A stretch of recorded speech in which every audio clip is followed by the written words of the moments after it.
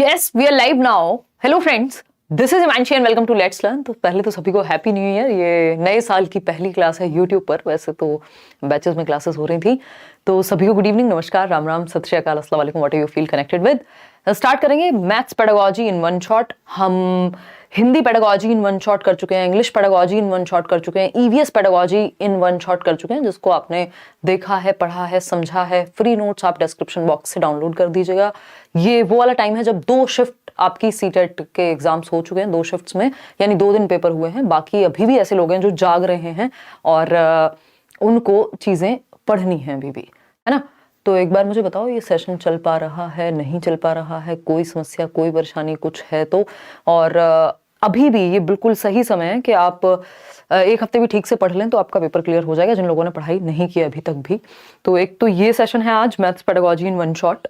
इसके अलावा आपको अजर्शन और रीजनिंग वाले क्वेश्चंस में बहुत समस्या होती है। सीडीपी के मैं 4 मैराथन्स लिए हैं, क्योंकि कॉन्सेप्ट्स अगर आपके बेटर हो गए तो बाकी सब्जेक्ट्स की पेडागोजी अपने आप बेटर हो जाएगी। तो वो 8.5 घंटे के सेशंस हैं जो आप देख सकते हैं। अगर सिर्फ एक सेशन देखना है इन वन शॉट, तो आप प्रीवियस एक मैराथन सेशन है जिसको लगभग 10 करोड़ लोग अभी देखने वाले हैं। 10 करोड़ नहीं, 1 करोड़ लोग, 10 मिलियन लोग, मिलियन का भी तो है ना।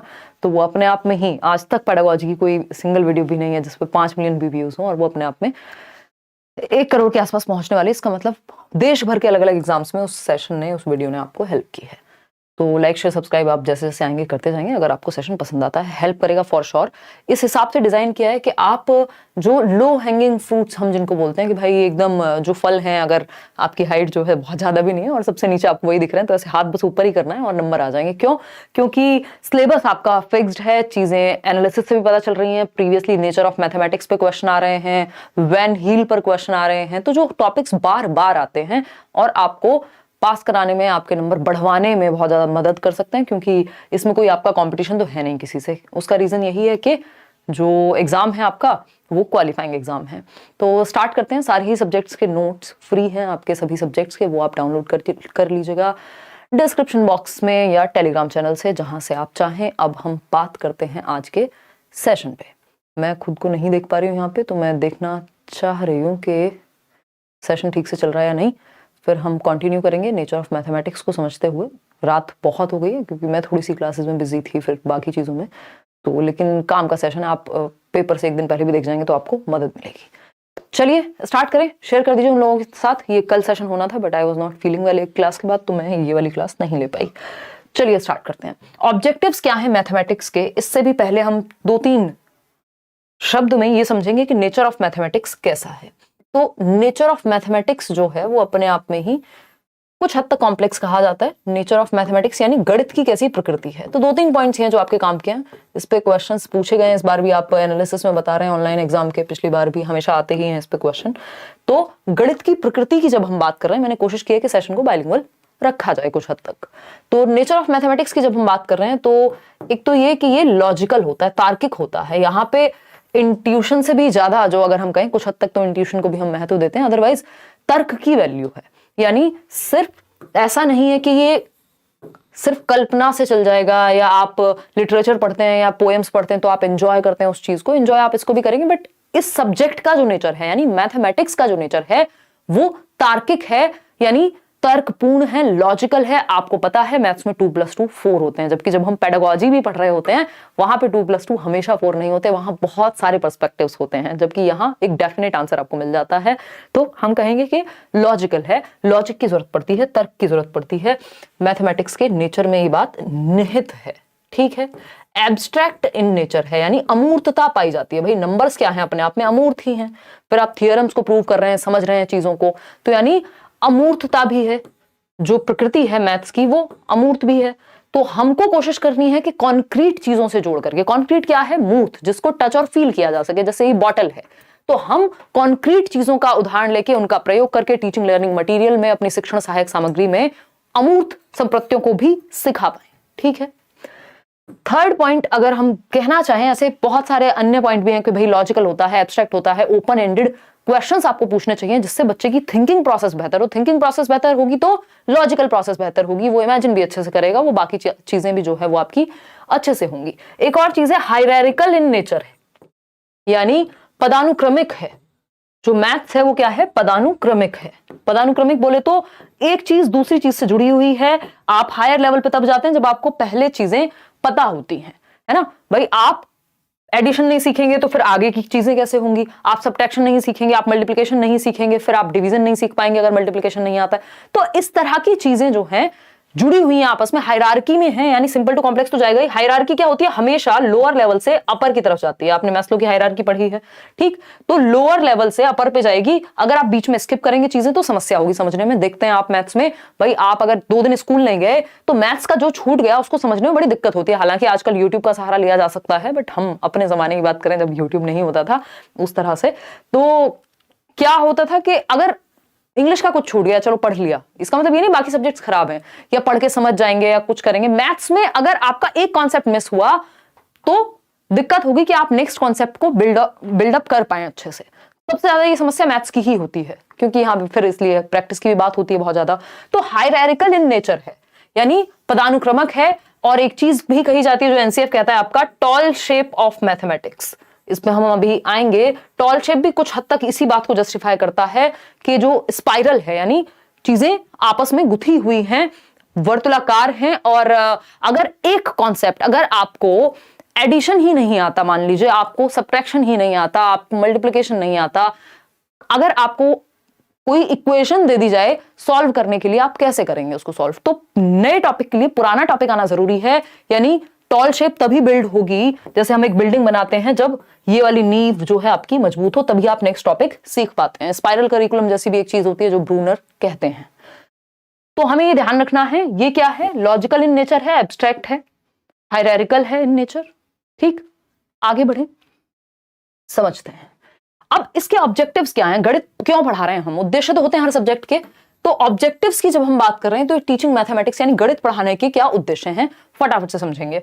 ये सेशन थोड़ा सा शॉर्ट और टू द पॉइंट होने वाला है, क्योंकि पेपर में डायरेक्टली आपको हेल्प करेगा, सिंपल बात, ठीक। Mathematisation of the child's thought process, इस बार भी इस पे क्वेश्चन आया, हमेशा आते हैं इस पे क्वेश्चन के एक ऑब्जेक्टिव, एक उद्देश्य क्या है। हम आज भी जो पढ़ रहे हैं इसका उद्देश्य क्या है। आपका पेपर है 9 तारीख को, या जिनके भी आगे आने वाले एग्जाम्स हैं, मैथ्स पेडागोजी पढ़नी है, तो उस पेपर में मदद हो सके, इसलिए हम आज ये पढ़ रहे हैं। तो उद्देश्य क्या है कि सीटेट के एग्जाम के लिए पेडागोजी जहां पे भी पूछी जाती है उसके लिए हम पढ़ रहे हैं।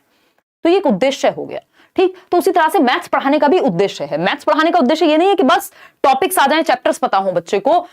ये एक कथन है जिसको बहुत बार रिपीट किया जाता है, बताइएगा किसका कथन है, मैंने नोट्स में दिया हुआ है।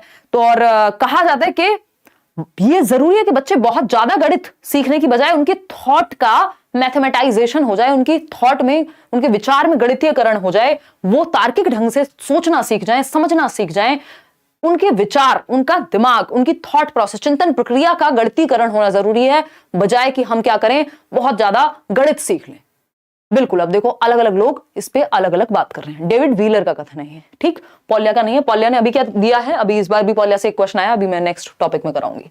तो mathematisation of the child's thought process, बच्चे की विचार प्रक्रियाओं का गणितीयकरण।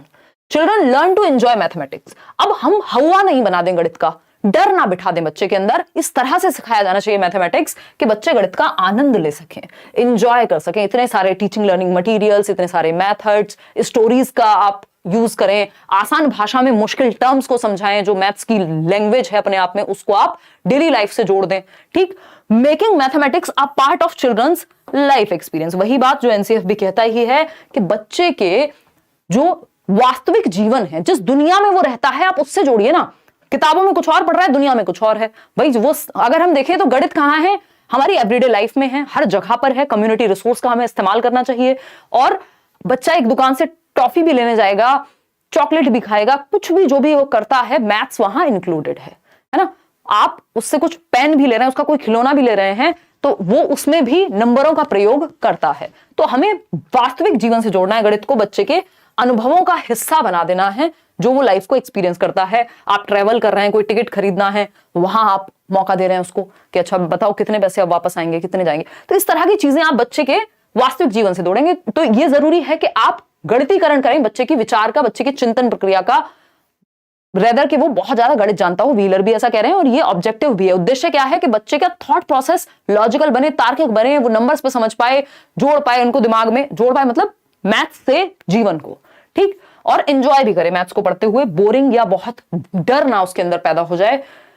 To develop logical thinking among the children, again तार्किक विषय है, हमने पहले ही पढ़ लिया। नेचर क्या है इसका, लॉजिकल है, एब्स्ट्रैक्ट है, ठीक, बहुत ज्यादा कॉन्क्रीट नहीं है, वो हम बनाते हैं उसको कॉन्क्रीट चीजों से जोड़ करके। भाई हम 2 की बात करें तो अपने आप में 2 थोड़ा ना बहुत ज्यादा कॉन्क्रीट है, लेकिन जब हम कहेंगे 2 सेब यानी 2 एप्पल्स 2 चॉकलेट्स, तो वो तुरंत मूर्तता धारण कर लेगा, ठीक है ना, कोई दिक्कत परेशानी दर्द समस्या नहीं होगी यहां तक। 5th पॉइंट है children understand the basic structure of, जिनको मैथ्स में बहुत दिक्कत होती है वो भी ये सेशन देखें, बिल्कुल नॉर्मल भाषा का प्रयोग करते हुए हम आपके 10 नंबर तो कम से कम एंश्योर करा देंगे 15 में से। 15 का ही आती है ना पेडागोजी, ठीक, बहुत ज्यादा फेंकने का मतलब आदत भी नहीं है, नेचर भी नहीं है, आने को आ जाए आपके बहुत ज्यादा अगर आप प्रीवियस ईयर या नोट्स वगैरह भी पढ़ लें, बट एटलीस्ट।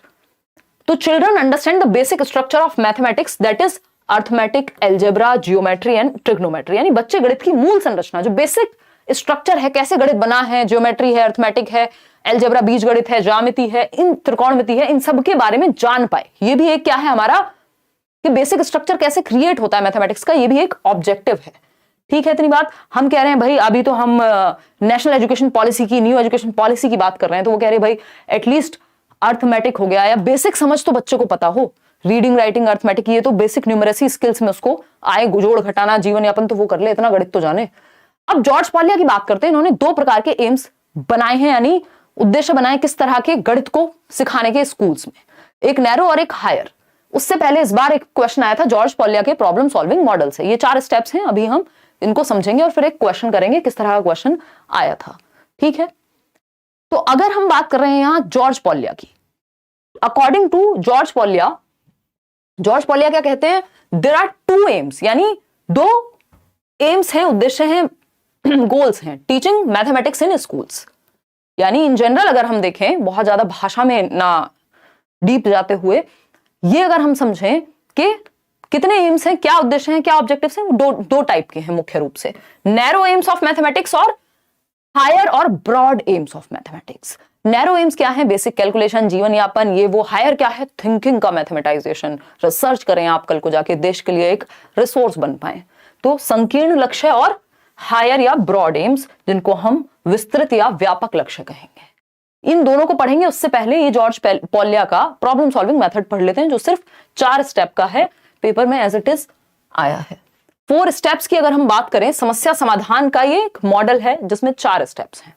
ये सिंपल बात है, अंडरस्टैंड द प्रॉब्लम, यानी कभी भी आपके सामने, मान लीजिए बच्चे के सामने आपने समस्या प्रस्तुत की, तो पहले वो समझेगा ना, अंडरस्टैंड द प्रॉब्लम, या अवेयर होना प्रॉब्लम के प्रति, पता होना कि समस्या है क्या, उसको समझना।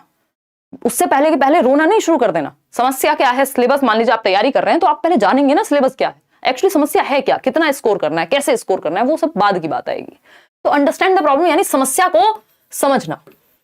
हिंदी वाले चाहें तो लिख सकते हैं समस्या को समझना, ठीक है बात। फिर अगर हम बात करें मेक अ प्लान, फिर आप एक प्लान बनाते हैं, पहले समस्या समझते हैं, फिर प्लान बनाया जाता है ना, एक प्लान, एक योजना तैयार की जाएगी। फिर आता है कैरी आउट द प्लान, या इसको डिवाइस द प्लान। पहले हो गया आपका मेक अ प्लान में, अब आप apply the plan, carry out कर रहे हैं, उस प्लान को सच में प्रयोग कर रहे हैं, ठीक है ना। आपने देखा होगा अलग अलग मूवीज में प्रॉब्लम सॉल्विंग के लिए, है ना, वो धूम, कौन सी धूम 2, 3 वॉट एवर, है ना, वो ऋतिक रोशन को हीरा चोरी करना था, हम यहाँ पे चोरी करना नहीं सिखा रहे हैं, बट याद दिला रही हूँ आपको। तो वो कैसे एक प्लान बनता है हर एक छोटी चीज में, मैथ्स हो चाहे प्रॉब्लम सॉल्विंग किसी भी तरह की हो, वहां पे पहले आपको प्रॉब्लम को समझना पड़ेगा, फिर आप प्लान बनाएंगे, फिर उसको कैरी आउट करेंगे, यानी अप्लाई करेंगे। 4th है look back at the solution, यानी अब आप रिफ्लेक्ट करते हैं, इवेल्युएट करते हैं, जांचते हैं, वेरीफाई करते हैं, जो प्लान आपने बनाया क्या वो सही से इंप्लीमेंट हो पाया, या फिर काम नहीं कर पाई वो चीज, या उसको और बेहतर किया जा सकता था। तो ये 4 स्टेप्स हैं। मैंने इनका एक शॉर्टकट भी बताया था, आपको याद होगा, मैथ्स पेडागोजी के शायद 2 सेशन मैंने डिस्कस किए थे ना। और तो ये पॉलिया का, जॉर्ज पॉलिया का प्रॉब्लम सॉल्विंग मॉडल है, इस पे हम अब क्वेश्चन करेंगे।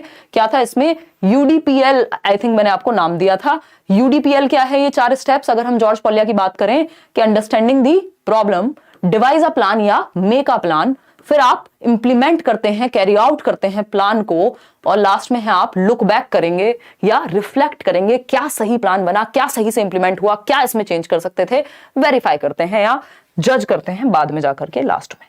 तो ये 4 स्टेप्स हैं, यूडीपीएल से आप याद रख सकते हैं। अब आपके सामने मान लीजिए एक क्वेश्चन आता है, और क्वेश्चन क्या कहता है, ऑनलाइन एग्जाम का ही क्वेश्चन है।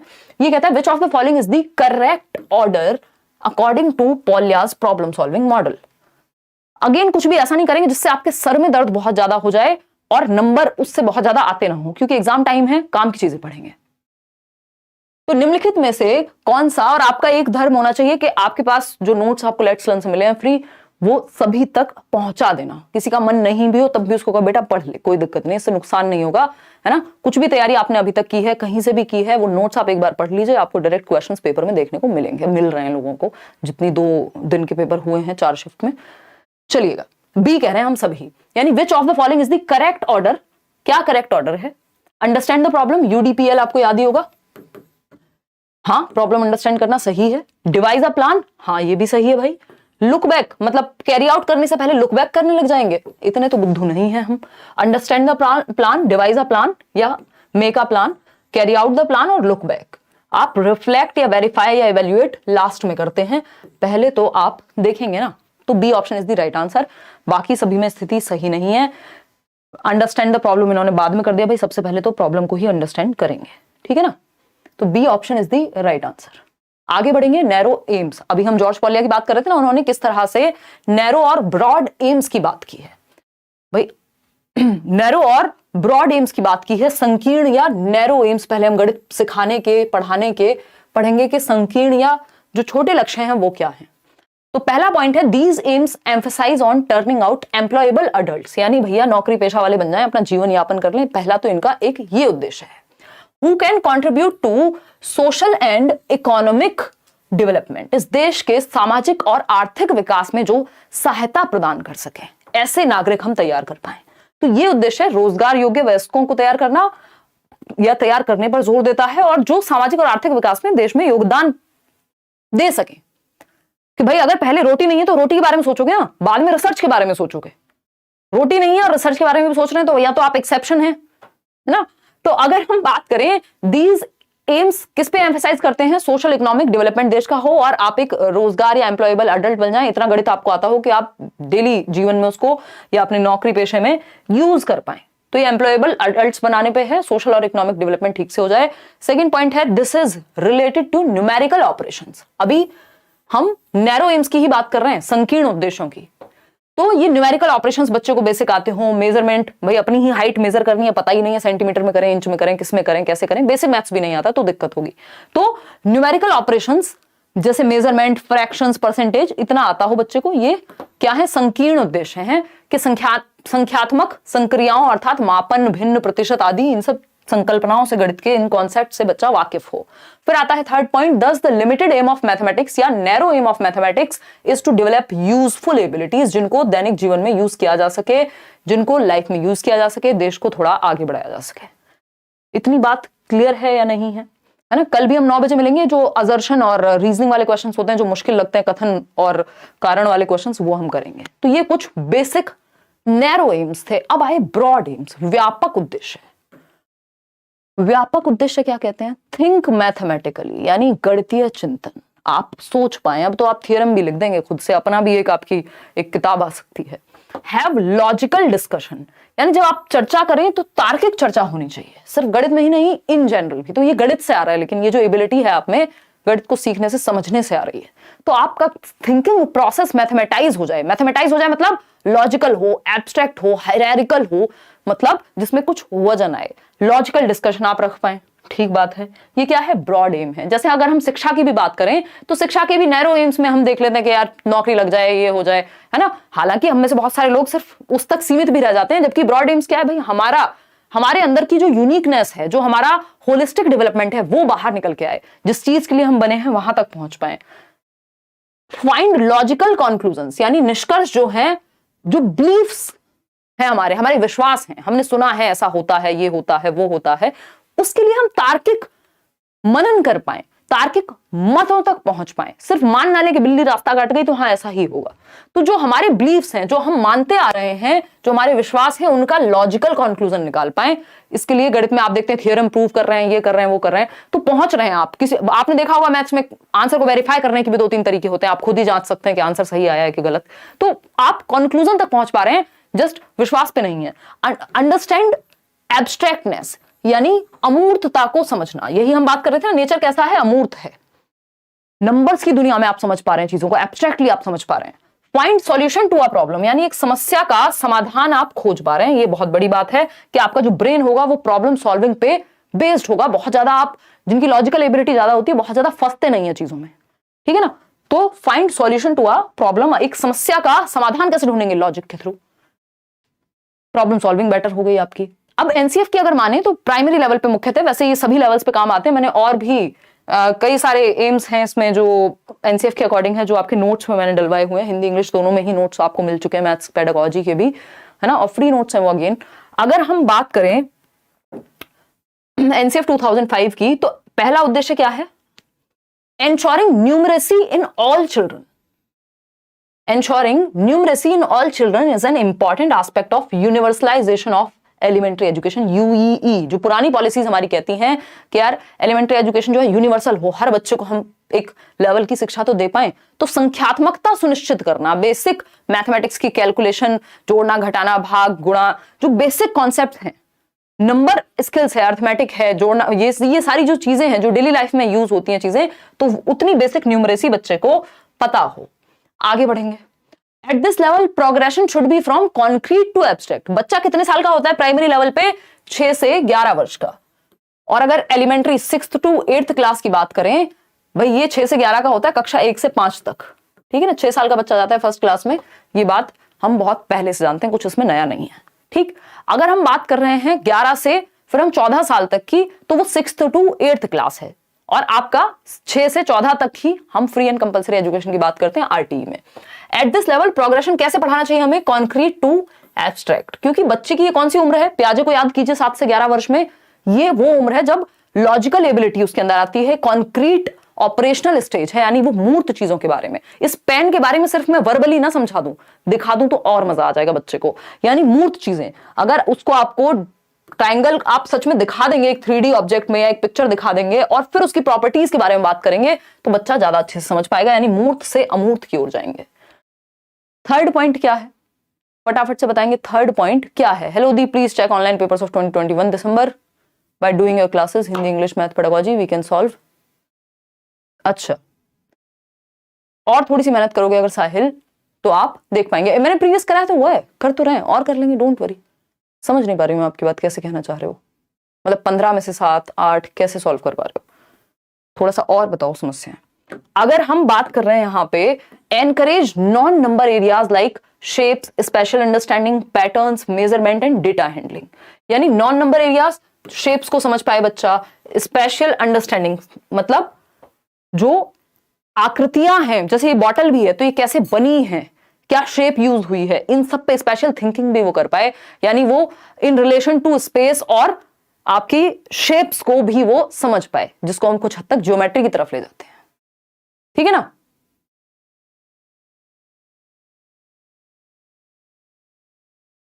बहुत बढ़िया। अच्छा, निशु क्या कह रहे हैं मैम, मैंने आपके ब्लॉग में मम्मी को देखा, वो मेरी मैम है, मतलब मेरी मम्मी को, अच्छा आपकी मम्मी को देखा, हाँ मतलब ओके। मेरे को बहुत खुशी हुई स्कूल छोड़ने के बाद, इतने टाइम बाद अपनी मैम को देख के। अच्छा 9th क्लास में, ओके बहुत बढ़िया। आप देखो मम्मी के भी स्टूडेंट्स हमें मिल रहे हैं, कमाल ही हो गया।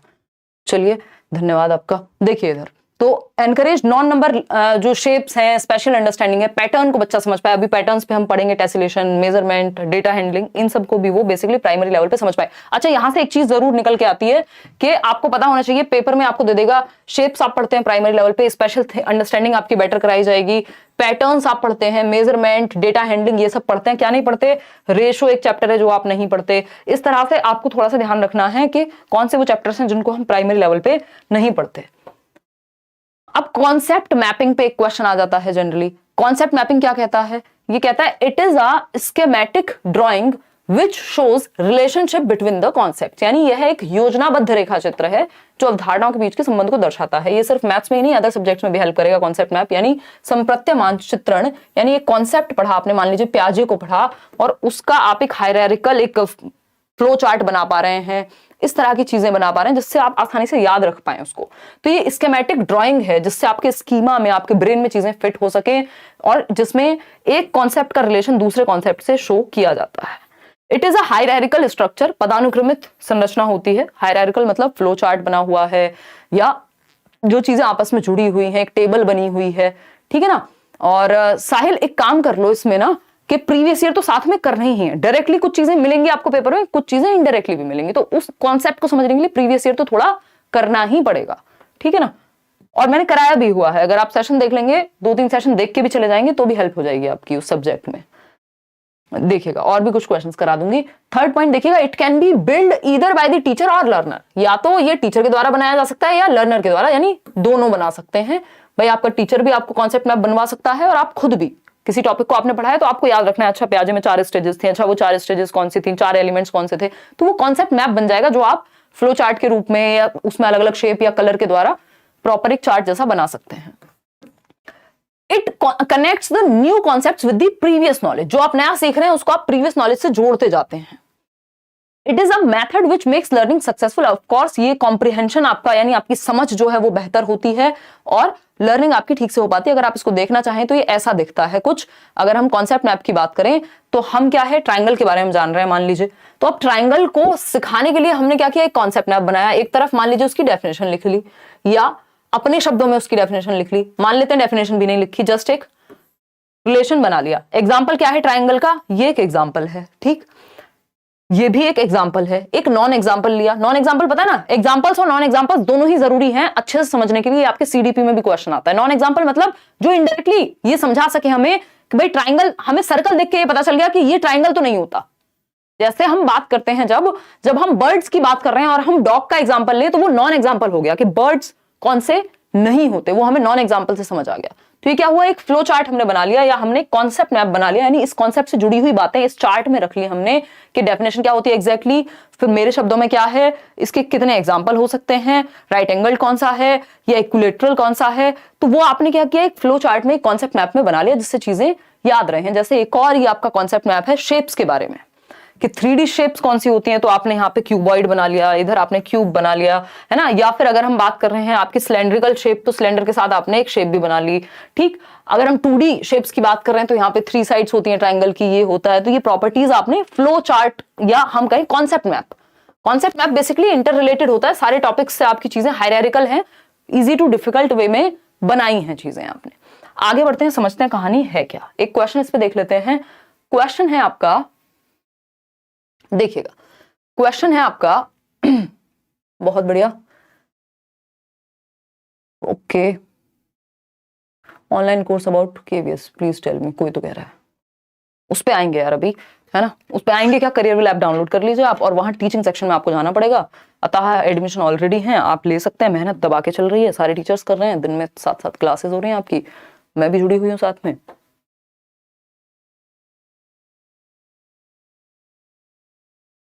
अगर सिर्फ पेडागोजी पढ़नी है तो पेडागोजी स्पेशल बैच ले सकते हैं आप, लेकिन दोनों मत ले लीजिएगा गलती से कि आप पेडागोजी स्पेशल भी ले लें और आप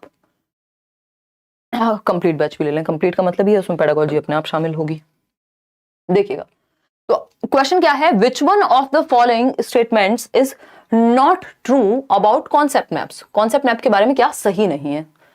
concept maps represent a collection of interconnected concepts, बिल्कुल सही बात है भाई। अगर ट्राइंगल के बारे में पढ़ रहे हैं तो उसमें कितने टाइप्स के ट्राइंगल होते हैं, अच्छा इक्विलेटरल कौन सा होता है, अच्छा राइट एंगल कौन सा है, तो वो इमेज हमने अभी बनी हुई देखी, तो बिल्कुल आपस में जुड़ी हुई प्रॉपर्टीज को हम यहाँ लिखते हैं, सही बात है। प्रॉपर्टी वो बंगले वाली नहीं, मतलब कैरेक्टरिस्टिक्स जो है। Concept maps should be constructed by teachers only, ये गड़बड़ है, क्योंकि बच्चे भी कंस्ट्रक्ट कर सकते हैं और टीचर खुद भी। भाई आपको नोट्स मिले हैं उसमें कॉन्सेप्ट मैप्स हैं, चीजें जुड़ी हुई हैं, कहीं कहीं आपको डायग्राम मिल जाएंगे, ठीक। Concept maps are hierarchical in nature, हाँ हायरार्किकल होते हैं, लिंक करते हैं प्रीवियस नॉलेज से नई नॉलेज को, बिल्कुल सही बात है। लेकिन क्या है, ये सिर्फ टीचर कंस्ट्रक्ट करेंगे, ये गड़बड़ है। तो ये आपको बाकी की 3 बातें भी पता होनी चाहिए, अगली बार ऑप्शन घुमा के दे देगा। एक आपका बहुत ही फेवरेट टॉपिक जिसको वैन हील कहते हैं हम, यहाँ से एक क्वेश्चन आता ही आता है, हर बार आता है, ठीक। इस बार भी आ रहे हैं जो आपके फीडबैक है। एग्जैक्ट क्वेश्चन तो आप लोगों ने शेयर नहीं किया है, मैथ्स में याद रखना मुश्किल होता है, बट आपने बताया है कि भाई ये भी आ रहा है, ठीक। तो अगर हम इसमें देखें तो हमारे 3 लेवल सबसे ज्यादा काम के हैं। इन्होंने बेसिकली ज्योमेट्रिकल थिंकिंग के लिए हम किस तरह से लेवल्स इन्होंने डिवाइड कर दिए, तो जीरो जिसको हम लेवल कहते हैं, या मतलब फर्स्ट हम अपने दिमाग में रख सकते हैं, बट ये जीरो लेवल है। विजुअलाइजेशन, फिर एनालिसिस, इनफॉर्मल डिडक्शन जिसे एब्स्ट्रैक्शन भी कहते हैं, अमूर्तता, फिर डिडक्शन और राइगर। इस पे क्वेश्चंस जनरली तो देखने को नहीं मिलते हैं, हद से हद डिडक्शन, नहीं तो ये शुरू के जो 3 हैं आपके, ये ज्यादा महत्वपूर्ण है। आपके प्राइमरी लेवल पे तो क्वेश्चंस यहीं सिमट जाते हैं। ठीक है ना, इतनी बात समझे। अब क्या कहानी है, एक एक करके समझते हैं। ये हमने देखा, ये पीडीएफ भी आपको मिल जाएगी, डोंट वरी। अगर हम बात कर रहे हैं यहां पे, अगर हम बात कर रहे हैं शेप्स की, विजुअलाइजेशन सबसे पहले यही होता है कि आप विजुअलाइज कर पाते हैं देख करके। आपने सर्कल देखा, आपने ओवल देखा, आपके लिए सर्कल भी सेम है, आपके लिए ओवल भी सेम है ना। बस शेप का आपको अंतर पता होता है कि अच्छा ये डिफरेंट शेप है, ये डिफरेंट शेप है, बट बहुत ज्यादा आपको प्रॉपर्टी नहीं पता। बच्चे की बात हो रही है सबसे पहले विजुअलाइजेशन, यानी वो विजुअलाइज करता है देखने के बेसिस पे, जो चीजें उसको दिख रही होती हैं उस हिसाब से, उसको प्रॉपर्टीज का नहीं पता होता कि भाई जो आपका जिसको हम स्क्वायर कह रहे हैं यानी वर्ग कह रहे हैं, उसकी चारों जो है साइड्स वो इक्वल होती है, इतना उसे नहीं पता। बस वो एक शेप के आधार पे उसको पता है ये पेन अलग शेप का है, ये बॉटल अलग शेप की है, बस उसको इतना समझ में आता है, विजुअलाइज करके, नजर मार के, देख करके उसको इतना समझ में आता है। ये सिलेंड्रिकल है, ये नहीं है, क्या है उसको नहीं पता। ठीक, फिर है एनालिसिस। अब एनालिसिस के लेवल पे अब वो क्लासेस में यानी विभाजित करना शुरू कर देता है कि जिसकी कैरेक्टरिस्टिक्स अलग हैं। भाई अगर सर्कल है तो ये एक तरह की चीजें एक साथ आएंगी, ये एक साथ आएंगे, ये सिमिलैरिटी है इनमें, तो वो क्लासेस में विभाजित यहां करना शुरू कर देगा कि भैया ये सर्कल है, ये है, ये वो है, बेसिक उसको पता होगा। ठीक, वो क्लासेस में यानी कैटेगराइज कर सकता है। फिर आता है इनफॉर्मल डिडक्शन, यानी उसको थोड़ी प्रॉपर्टीज का आइडिया हो जाता है। अगर जब हम बात करें कि वो इनफॉर्मल डिडक्शन प्रॉपर्टीज का आइडिया हो जाएगा तो वो एनालाइज तो कर पाएगा। एनालिसिस का मतलब ये है कि शेप के आधार पे एनालाइज कर पाए वो। ठीक, इनफॉर्मल डिडक्शन में होता है कि अब इन शेप्स में रिलेशन क्या है, किसकी 4 साइड इक्वल होती हैं, किसकी 2 साइड इक्वल होती हैं, किसकी कोई भी नहीं साइड इक्वल होती। ये हो गया इनफॉर्मल डिडक्शन, यानी एब्स्ट्रैक्टनेस कहते हैं इसको। इस तरह से भी आप देख सकते हैं। ये हिंदी वाले नोट्स मिले हुए हैं, बट ये मैंने इंग्लिश में प्रेफर किया है। ज्यादातर जो लर्नर्स हैं वो अपने इंग्लिश मीडियम वाले ही हैं, यही डिस्क्रिप्शन बॉक्स में मिल जाएंगे। और फिर भी कोशिश रहती है कि चीजें बाइलिंगुअल लेके चले जाए। हिंदी वाले फिर भी अंग्रेजी थोड़ी समझ लेते हैं, अंग्रेजी वालों के सर में दर्द हो जाता है बहुत ज्यादा हिंदी देख के। देखिएगा विजुअल की अगर हम बात करें, जिसको विजुअलाइजेशन जीरो लेवल कह रहे हैं, ये कहीं पे आपको लेवल 1 मिल जाएगा, कहीं पे 0। तो विजुअलाइजेशन क्या है, बच्चा डिस्क्राइब कर पाएगा शेप्स को जैसी वो दिखती है उसके बेसिस पे। ठीक, कि एक बड़ा सा गोल एक कुछ था, ऐसा वो बता रहा है, किसी कार्टून में देखा उसने। अब उसको नहीं पता वो ओवल शेप थी कि वो सर्कल था, बस उसको आइडिया है शेप का आधार पे। एनालिसिस में क्या है, अब उसको थोड़ा प्रॉपर्टीज का आइडिया है कि भैया ये सर्कल है, ये ओवल है ना, ये ट्रायंगल है, या फिर अगर हम बात कर रहे हैं ये स्क्वायर है, तो शेप्स का उसको आइडिया रहता है। प्रॉपर्टीज का बेसिक जो नॉलेज है वो एनालिसिस के लेवल पे उसके दिमाग में आ जाती है। एब्स्ट्रैक्टनेस में वो इस प्रॉपर्टी में क्या रिलेशन है, इसमें क्या अंतर है, ये सब समझ पाएगा। एब्स्ट्रैक्टनेस पे क्या कर पाएगा, रिकॉग्नाइज कर पाएगा कि प्रॉपर्टीज का, जो प्रॉपर्टीज हैं अलग अलग शेप की, उनके बीच में क्या रिलेशनशिप है और कैसे उनको लॉजिकली उन शेप्स से जोड़ना है उन प्रॉपर्टीज को, या प्रॉपर्टीज के आधार पे चीजें अलग होती हैं, ये वो समझ पाएगा एब्स्ट्रैक्टनेस पे। डिडक्शन हमारे इतने कुछ काम का है नहीं, बट यहां पे लॉजिकल रीजनिंग आ जाती है जिससे वो थ्योरम को प्रूव कर पाता है। डिडक्शन का मतलब ही है कि आप एक नियम को ढूंढ पा रहे हैं, नियम से आगे बढ़ रहे हैं। राइगर हमारे काम का नहीं है। अब समझते हैं फटाफट से। एक क्वेश्चन है, बहुत ज्यादा मुश्किल नहीं है, आसान सा क्वेश्चन है, रिपीट हुआ है, हो सकता है, देखिएगा। According to Van Heel, at which level of geometric thinking can children assess the properties of a collection of shapes together? यानी assess the properties. ज्यामितीय सोच के या चिंतन के स्तर पर जिन्होंने ज्योमेट्रिकल थिंकिंग की, तो ये लेवल्स दिए ना वैन हील ने, एक साथ आकृतियों के संग्रहों के गुणों के बारे में यानी प्रॉपर्टी के बारे में बता पाएगा। अब बच्चा असेस कर पाएगा, और सिर्फ ना सिर्फ बता पाएगा, असेस कर पाएगा, आकलन कर पाएगा, आकलन कर पाएगा। श्रद्धा क्या कह रही, मैम मैंने आपके सारे नोट्स पढ़े हैं, मेरी एग्जाम 17 जनवरी को है, बस यही पूछना था, क्या सिर्फ ऑनलाइन प्रीवियस ईयर के 10 शिफ्ट कर लें तो इनफ हो जाएगा? श्रद्धा, मोर देन इनफ हो जाएगा।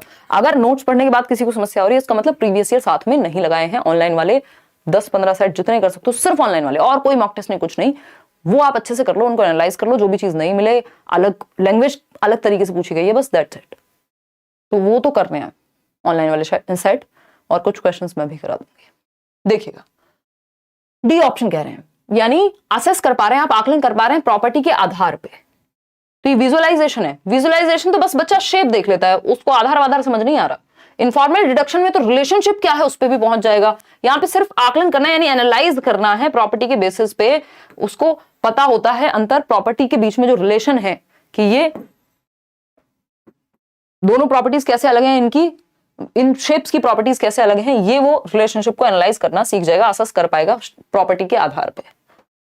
एक और क्वेश्चन है छोटू सा, ये कहता है आइडेंटिफाई अ डिजायरेबल प्रैक्टिस, यानी जो काम होना चाहिए पॉजिटिव बात ज्योमेट्री पढ़ाने के लिए प्राइमरी लेवल पे, ज्यामिति पढ़ाने के लिए शेप्स की जिसमें बात हो रही है, किस चीज का प्रयोग करना चाहिए। बहुत टू द पॉइंट सेशन रखने वाले हैं, फटाफट से अगर आपका मन है ये जवाब दे सकते हैं, नहीं तो इस सेशन के बाद पीडीएफ मिलेगा, आप प्रैक्टिस भी कर सकते हैं। तो geometry at primary level should be limited to recognition of simple basic shapes. Basic shapes तक ही सीमित रहनी चाहिए प्राइमरी लेवल पे ज्योमेट्री, या teacher should begin by giving clear definitions of simple shapes. पहले डेफिनेशन ही पेश कर दो बच्चे के सामने, इनको तो हम अवॉइड करते हैं। Children should be given ample opportunities, आपको सिंपल याद रखना है पेडागोजी में, जहां बच्चा ज्यादा एक्टिव है वो ऑप्शन बेहतर है। Children should be given ample opportunities to develop an intuitive understanding of space, यानी वो जो स्पेस है, शेप है, इन सब के बीच के लिए उसको एक सहज मौका मिलना चाहिए, ऐसी अपॉर्चुनिटीज, ऐसे अवसर मिलने चाहिए ताकि इन सब के बारे में वो सहजता से बता सके कि अच्छा मेरे घर में ये वाली मैंने एक बॉटल देखी थी, उसकी शेप भी ऐसी ही थी मैम, अच्छा वो भी फिर इस ही एक प्रकार में आएगी, अच्छा वो सिलेंड्रिकल रही होगी। तो उसको अपॉर्चुनिटीज दी जाए, जहां बच्चा सबसे ज्यादा एक्टिव है वो बेस्ट ऑप्शन है। इन सब में रियल में एक्टिव नहीं है, यहां पे अपॉर्चुनिटी मिली है, सबसे ज्यादा एक्टिव सी ऑप्शन में है। चलिए आगे बढ़ते हैं, सिमेट्री की बात कर लेते हैं, इस पे भी कुछ क्वेश्चंस आते हैं हर साल। सिमेट्री की अगर हम बात करें, इसको सममिति कह देते हैं। सिमेट्री क्या है? The quality of being made up of exactly similar parts facing each other और अराउंड एन एक्सिस, यानी एक एक्स एक्सिस और वाई एक्सिस पता ही है आपको, एक्सिस के अराउंड बिल्कुल अगर दो पार्ट में कट कर दे किसी चीज को तो एकदम सेम निकले, है ना। जैसे ये फोन तो नहीं दिख रहा मुझे सिमेट्रिकल, बट कोई और चीज शायद आपको नजर आ रही होगी, ये पेन ही है मान लीजिए, तो इसको अगर बीच से कट किया जाए तो सिमेट्रिकल है, दोनों साइड बिल्कुल एक जैसी दिखेंगी, ठीक है। तो अगर हम बात करें एक अक्ष के चारों ओर बिल्कुल समान भागों से बने होने का गुण, the quality of being made up of exactly similar parts, अगर दो पार्ट में डिवाइड करना पड़े तो एकदम, जैसे मान लेते हैं ये सर्कल ही है, मतलब मैंने तो बहुत गंदा बनाया है, सिमेट्रिकल नहीं बन पाया, बट कोई एक बीच से अगर कट करें तो दोनों एक्सिस पे हम देखें, सामने से भी अगर हम देखें, बंद भी कर दें अगर इसको, पेपर आपने बचपन में बहुत क्या होगा, फोल्ड कर करके उसको बिल्कुल बीचों बीच से हम फाड़ते थे, और या फिर उसका कुछ बना रहे हैं मान लीजिए, तो उसमें सिमेट्री का प्रयोग होता है। ठीक, आगे बढ़ते हैं। जैसे लाइंस ऑफ सिमेट्री अगर आप एक्सिस के अराउंड देखें तो रेक्टेंगल में आपको एक्स एक्सिस के अराउंड और वाई एक्सिस के अराउंड लाइन ऑफ सिमेट्री दिख रही है। आप स्क्वायर में भी देख पा रहे हैं कितनी लाइंस ऑफ सिमेट्री हैं, 4 लाइंस। रेक्टेंगुलर में कितनी है, 2 लाइंस ऑफ सिमेट्री। रोम्बस में 2 दिख रही हैं हमें। ठीक, काइट पतंग उड़ाई होगी, पतंगबाज होंगे यहाँ पे कई लोग, 1 लाइन ऑफ सिमेट्री, क्योंकि अगर आप ऐसे कट करेंगे तो पंगे हो जाएंगे, मतलब हर एक काइट में नहीं, इस शेप की काइट की बात हो रही है। आइसोसेल्स ट्रेपेजॉइड में क्या होगा, 1 लाइन ऑफ सिमेट्री है सिर्फ। तो इसी तरह से खैर इतनी आपके प्राइमरी लेवल पे बहुत ज्यादा पंगे आपसे नहीं लेते हैं। ये तो नहीं पूछता है कि कितनी लाइन ऑफ सिमेट्री है, बट ये जस्ट एक आइडिया के लिए है कि लाइन ऑफ सिमेट्री, जैसे आप ट्राइंगल में देख पा रहे हैं तो 3 लाइंस ऑफ सिमेट्री पाई जा रही हैं। ये आपके लेटर्स में भी अलग अलग चीजों में आपको फ्री मिल जाएगा, किस में सिमेट्री है किस में नहीं है। आते हैं टेसिलेशन पे। ये बेसिकली ऑप्शन में एलिमिनेट करने के लिए जनरली पूछा जाता है, बहुत अपने आप में अलग से नहीं पूछा जाता सिमेट्री, लेकिन ऑप्शंस में जरूर मिलता है आपको। देखिएगा, अगर हम बात कर रहे हैं यहाँ टेसिलेशन यानी चौपड़ की, क्या कह रहा है भाई टेसिलेशन? टेसिलेशन क्या कह रहा है ये पूछा है हमसे। अभी आएंगे कौन क्या कह रहा है, आएंगे।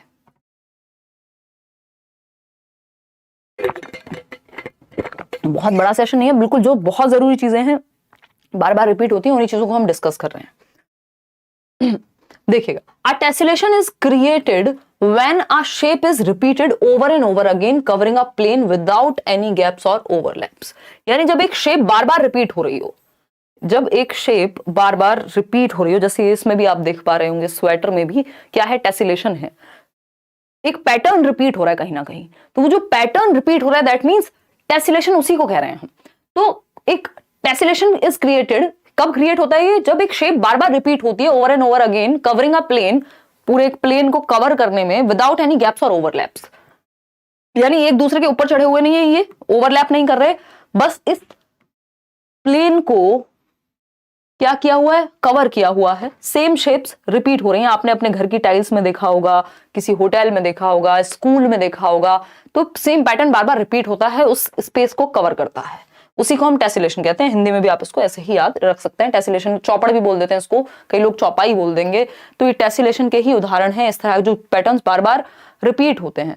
ये इस तरह की एक मैट तो हमने टीचिंग ट्रेनिंग में बनाई भी थी, बड़ा उसमें पैटर्न रिपीट करके, बड़ी मेहनत का काम था, है ना।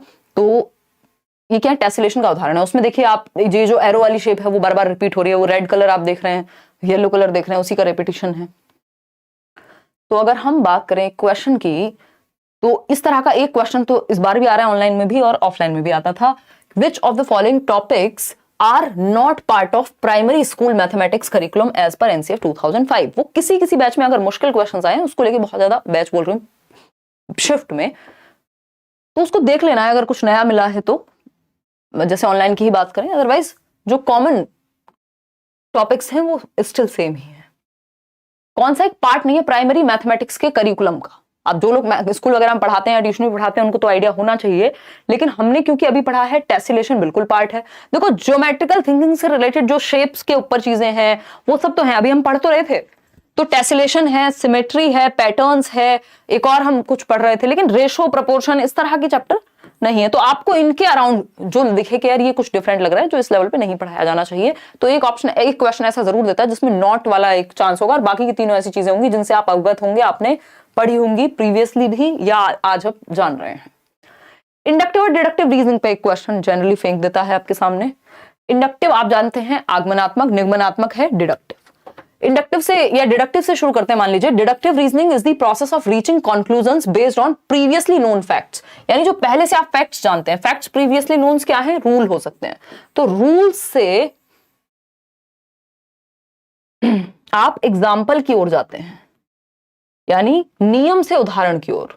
मतलब आपको नियम पता है कि x प्लस वाई या a प्लस बी का होल स्क्वायर ये होता है। अब एग्जांपल्स आप इसके बहुत सारे क्वेश्चंस ट्राई कर सकते हैं। तो आप डिडक्टिव मेथड का प्रयोग कर रहे हैं जब आप एक फॉर्मूला से क्वेश्चंस प्रैक्टिस कर रहे हैं, तो जो तथ्य पहले से ज्ञात हैं उनका प्रयोग कर रहे हैं आप निष्कर्ष तक पहुंचने के लिए। अब आते हैं इंडक्टिव पे। तो inductive reasoning is the process of arriving at a conclusion. ये जस्ट ऑपोजिट है कि आप एक निष्कर्ष पे पहुंचते हैं, वहां आपके पास निष्कर्ष है, उसके बेसिस पे आप कहीं जा रहे हैं।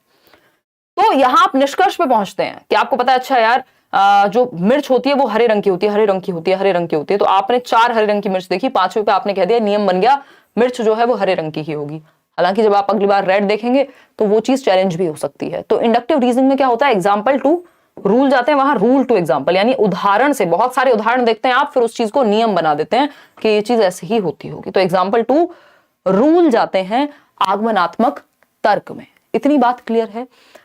जैसे फॉर एग्जाम्पल हम गणित में तो देख ही रहे थे, जैसे a प्लस बी का होल स्क्वायर डायरेक्टली आपको ना बता के वो बना कैसे, वो पूरी प्रोसेस बताई जाए और अंत में फॉर्मूला पे आए, तो ये क्या हो जाएगा, इंडक्टिव मेथड हो जाएगा। अभी एक क्वेश्चन उन्होंने पूछा था, पुराना क्वेश्चन है बट बहुत प्यारा क्वेश्चन है, इससे बहुत आसानी से समझ में आ जाती हैं चीजें। अभी पहले हम देख लेते हैं इनमें दोनों में प्रोसेस कौन सी है। कि जैसे वो क्वेश्चन इस तरह का था, शायद मैंने इंक्लूड भी किया होगा। जैसे मान लेते हैं आपके सामने राइट एंगल, आपको पाइथागोरस थ्योरम समझानी है, लेकिन टीचर ने क्या किया, 4 शीट दे दी पेपर की, अलग अलग ट्रायंगल दे दिए उसमें, है ना, 4 शीट्स दी, अलग अलग बच्चों को दे दी और कहा कि अच्छा इनमें देखो कि कॉमन चीजें कौन सी हैं, प्रॉपर्टीज में कॉमन क्या है। बहुत ही गंदा ट्रायंगल बनाया मैंने, तो वो देख के अपने आप समझेगा कि हाँ यार एक चीज है जो इनमें रिलेशंस क्या है। तो पहले एग्जांपल्स प्रस्तुत किए, बाद में नियम बताया जाएगा। तो ये इंडक्टिव मेथड है, सिंपल क्वेश्चंस इस पे पूछे गए हैं। इट फॉलोज द मैक्सिम्स, अभी हम किसकी बात कर रहे हैं, इंडक्टिव की ही बात कर रहे हैं, कि पर्टिकुलर टू जनरल जाता है, यानी concrete to abstract, known to unknown, ज्ञात से अज्ञात। जो आपको पता है वो स्पेसिफिक, वो विशिष्ट है, और जहां तक आप पहुंच रहे हैं वो अज्ञात है, ठीक है ना। तो आप नियम आपके लिए अज्ञात होता है शुरुआत में, उदाहरण को आप जानते हैं कि ये हरा रंग मैं जानता हूं इस मिर्च के बारे में, तो ये क्या है, ये ज्ञात है। अज्ञात क्या है, नियम पे पहुंचना, कि अंगूर खट्टे ही होते हैं, वो फिर आप बहुत सारे अंगूर खा के देखेंगे तभी इस बात पे पहुंचेंगे। अगर हम देखें स्टेप्स क्या है इंडक्टिव मेथड में, यानी आगमन विधि में, आगमन का मतलब ये आप एक आगमन किस पे हुआ, आपका एक रूल पे पहुंचते हैं आप एग्जाम्पल से। पहले साइट एग्जाम्पल्स यानी उदाहरण उद्धृत करते हैं, कुछ उदाहरण पेश होते हैं, अच्छा ये हमारे पास उदाहरण है। ड्रॉ कॉन्क्लूजन्स मेथड्स की तरह यूज किया जाता है इनको हर एक सब्जेक्ट में। ड्रॉ कॉन्क्लूजन्स ऑब्जर्विंग एग्जाम्पल्स, बहुत सारे उदाहरण को ऑब्जर्व करने के बाद, अवलोकन करने के बाद आप एक निष्कर्ष पे पहुंचते हैं, फिर एक कॉन्सेप्ट बनाते हैं इस निष्कर्ष से, और फिर उस कॉन्सेप्ट को प्रूव करने की कोशिश करते हैं अलग अलग एग्जाम्पल से। तो ये स्टेप्स होते हैं आपके, इतना जनरली पूछता नहीं, बस आपको बेसिक्स पता होने चाहिए। जैसे डिडक्टिव मेथड में क्या है कि आपको जो आपके पास रूल है, मेथड है कि a प्लस बी का whole square A square plus B square plus 2ab, तो ये जो रूल्स हैं आपके सामने ये दिए जाते हैं पहले, और उसको आप फिर एग्जाम्पल से अटेस्ट करते हो। कितने भी क्वेश्चन आप सॉल्व करोगे वो चीज प्रूव होती है। ठीक, मैक्सिम क्या है? जनरल टू पर्टिकुलर, यानी सामान्य से विशिष्ट की ओर, सामान्य से विशिष्ट की ओर जाते हैं किसमें? डिडक्टिव मेथड में। इतना जरूर ध्यान रखेंगे। स्टेप्स इसमें क्या है? पहले नॉलेज ऑफ कॉन्सेप्ट, यानी पहले एक रूल बताया जाता है, फिर डिफरेंट एग्जांपल्स प्रस्तुत किए जाते हैं उस चीज के। पहले डेफिनेशन बता दी मान लीजिए नाउन की, और बाद में आपको एग्जांपल्स प्रस्तुत किए गए। ट्रूथ को जो है आप बाद में टेस्ट करते हैं कि वो नियम कहीं उल्टा ना पड़ जाए जो आपके पास है, कोई उसका एक्सेप्शन तो नहीं है। अटेस्टेशन करते हैं, जो आपके पास अदर एग्जांपल्स हैं उस चीज को प्रूव करते हैं। जो आपका रूल है उससे रिलेटेड 1700 एग्जाम्पल फिर आप ढूंढ के लाते हैं, तभी वो रूल बन पाता है। अब एक वही आसान सा क्वेश्चन है जिसपे हम अभी चर्चा कर रहे थे, फटाफट से देख के बताइएगा। छोटी छोटी बातें हैं, ज्यादा देर का सेशन नहीं, मुश्किल से आधा घंटे में हम इसको पाइल अप कर देंगे,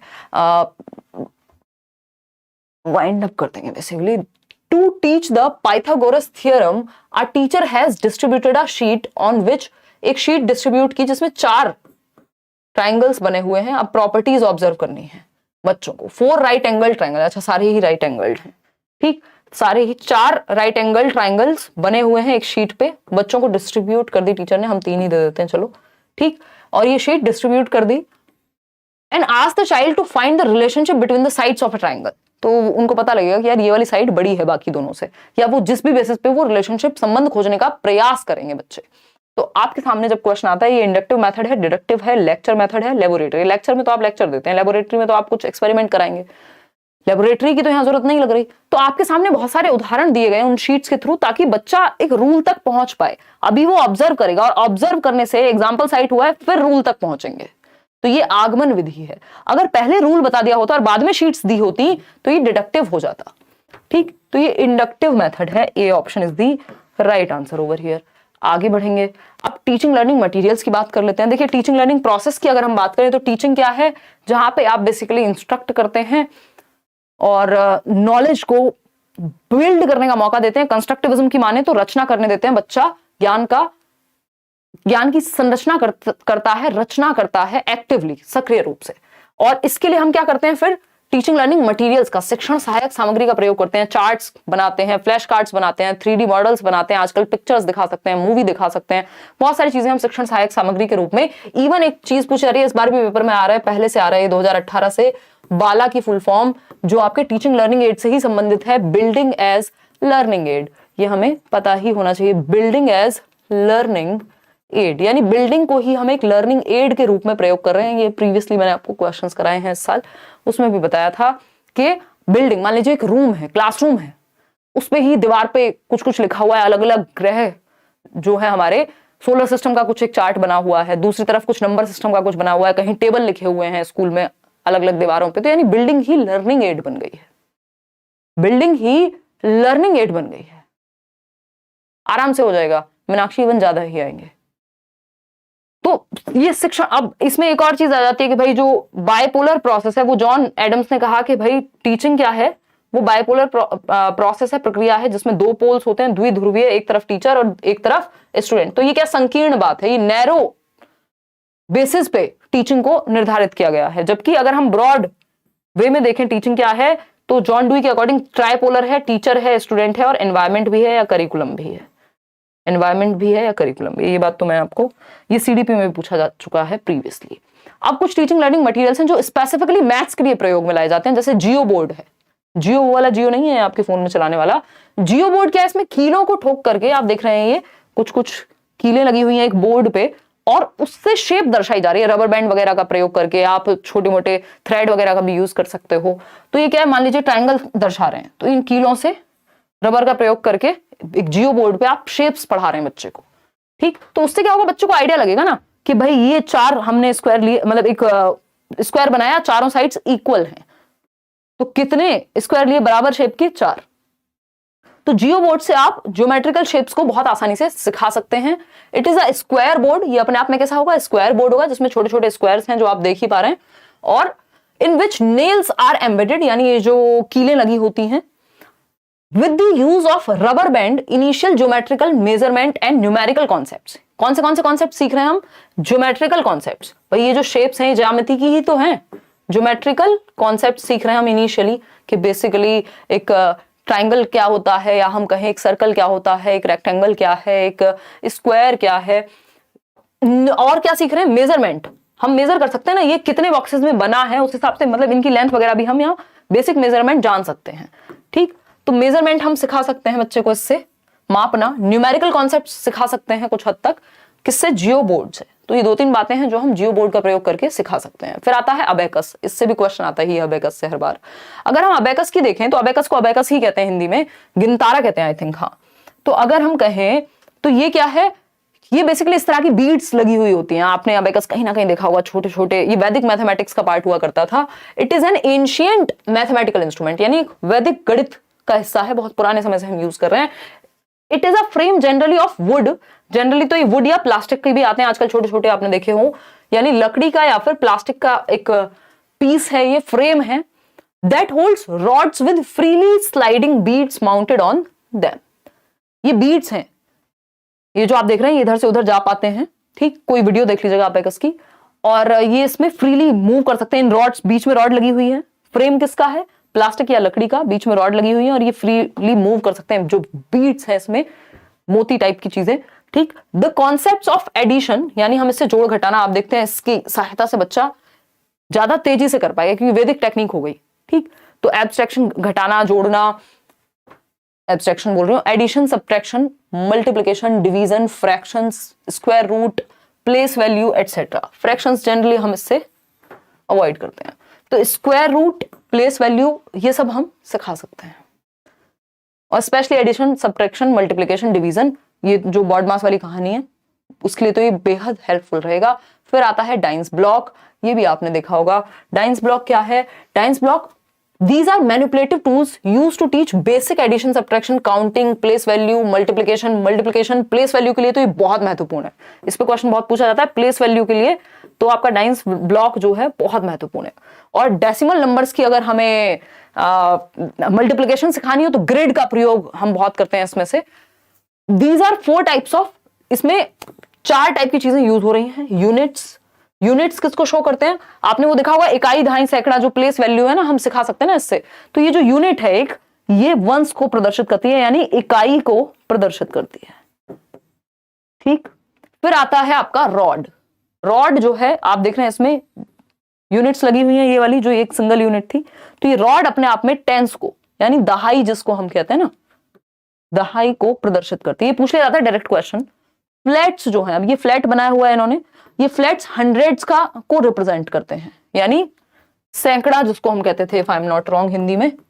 ठीक है, और क्यूब अपने आप में, क्योंकि इसमें इतनी सारी यूनिट्स लगी हुई हैं, तो ये 1000 को, यानी 1000 को प्रदर्शित करेगा।